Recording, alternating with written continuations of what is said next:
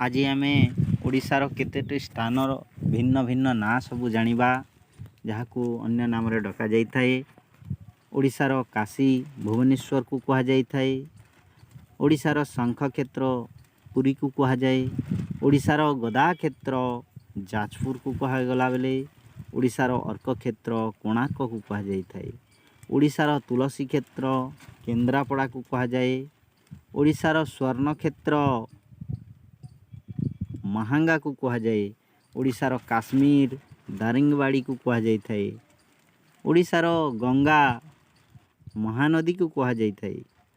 ओडिशार विहंग विहार चिलिका को कहा जाए। ओडिशार इस्पात शहर राउरकेला को कहा जाए। ओडिशार बाणी विहार उत्कल विश्वविद्यालय को कहा जाई थाए। ओडिशार साबर क्षेत्र कोरापुट को कहा जाई थाए। ओडिशार कला पागोड़ा कोणार्क को कहा जाई थाए। ओडिशार व्यास क्षेत्र राउरकेला को कहा जाई थाए। ओडिशार बाणी क्षेत्र जगतसिंहपुर को कहा जाइथिबा समय रे ओडिशार स्वर्ण त्रिभुज पुरी कोणार्क और भुवनेश्वर को कहा जाई थाए।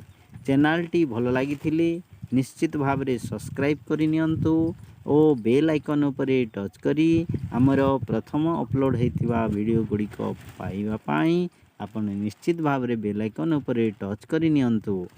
एही परी आमर केतोटी स्थान रो भिन्न भिन्न ना रहिछि। एहा परे मध्य आमे